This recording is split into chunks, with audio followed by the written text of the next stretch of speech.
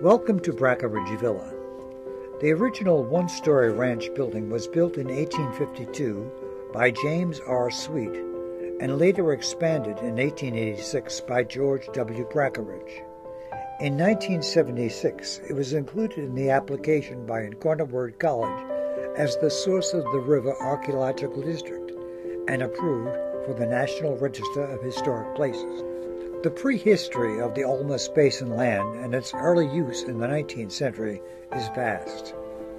Carved stones from the campus area limestone quarry were shipped downtown on the river for buildings there. But artifacts of habitation by Native Americans date back for at least 10,000 years and probably longer. After the fall of the Alamo, William Houth planned the village of Avoca at the headwaters as an Irish settlement. Parcels of land were sold, but the city declared a Spanish land grant prohibited the settlement, which would control the flow of the river. Exit Mr. Houth. Avoca is now a famous ghost town of Texas. In 1852, Alderman J.R. Sweet acquires the land at the headwaters of the river and builds his home, which he calls Sweet Home, and continued to entertain notables visiting San Antonio.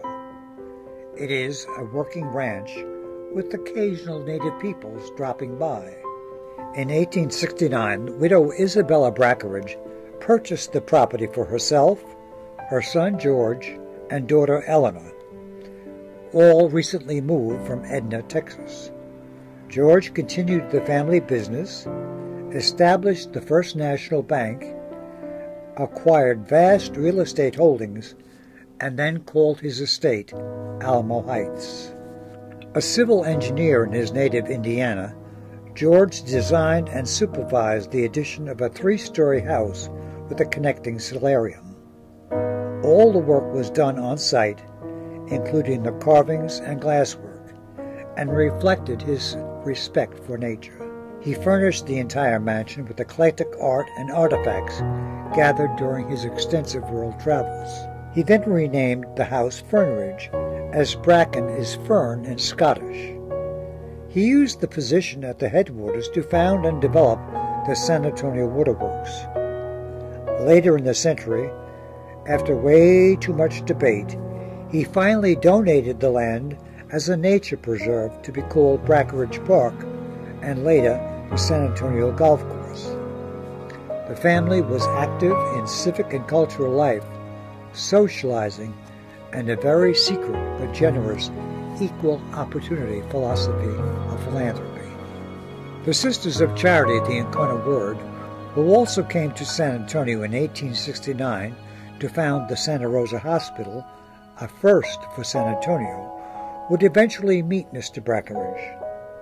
Later in the 19th century, the congregation was flourishing and needed a remote place for their formation. Meanwhile, despite the first teletype and telephone line, Fernridge in Alamo Heights was losing control of the river to artesian wells to the south. And then his mother dies, and with her his interest in the property. And also, meanwhile, Mother Madeline Cholet and a few of her sisters drove out to the north of the city in search of about 14 acres of land for a mother house. They approached Mr. Brackenridge for that acreage, but he declined to split his estate. Not long after that, he called the sisters back with an offer of 300 acres of his estate, Fernridge, and everything in it, lock, stock, and barrel, for the sum of $120,000 to be paid in 4 installments ending in the 1920s. The sisters said they would pray for it, and with prayer, confidence that God would provide, and a visionary spirit, they said yes.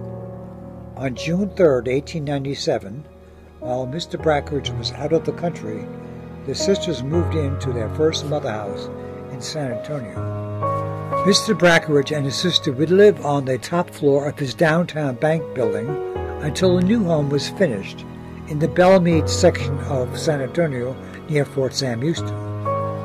Upon his return, Mr. Brackenridge stopped by his old home to collect his personal belongings, especially his prized book collection.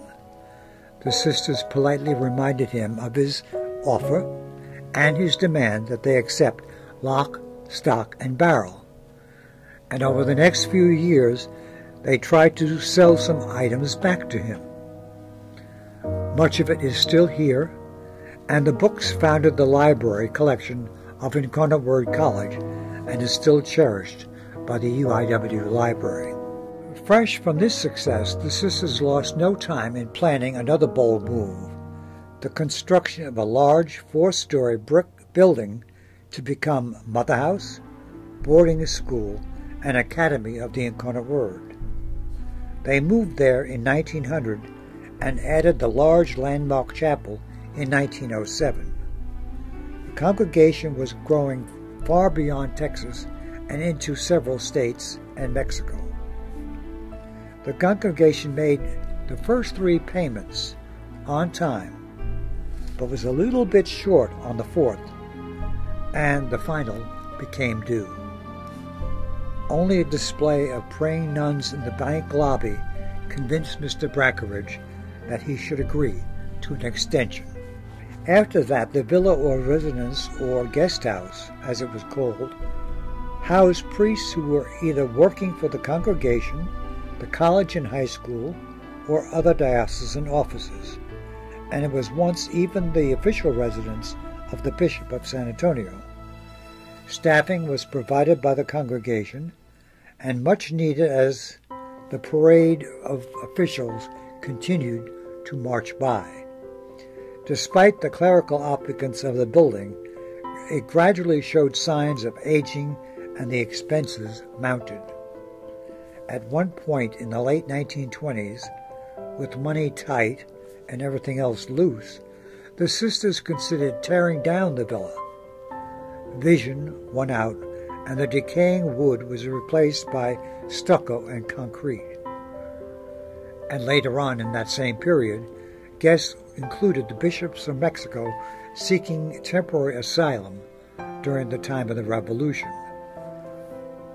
The villa itself was first opened to limited public tours during the congregation's centennial in 1969. By the early 1980s, the interior of the villa was badly in need of extensive restorations. As a religious order, the congregation did not qualify for many of the federal and foundation grants, but the college could, and so it won 2 grants so that the restorations could begin. Then tragedy struck. An early evening fire broke out in the solarium and quickly consumed it and much of the first 2 floors and unprotected antiques. Insurance was not enough to pay for it all, so the college president, Sister Margaret Patrice Slattery, agreed to take on the campaign for funds for a complete restoration, inside and out, including the repair, replacement, or addition of period antiques.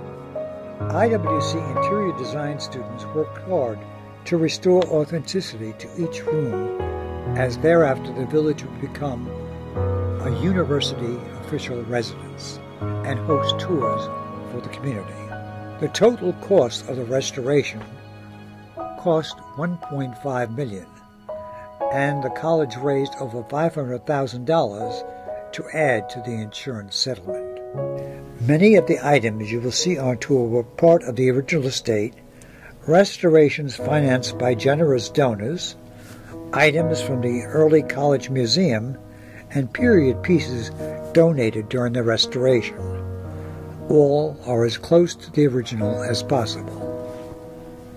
And so today, the first Mother House of the Sisters of Charity of the Incarnate Word is as much the showplace of San Antonio as it was in 1897, only now in the 21st century edition.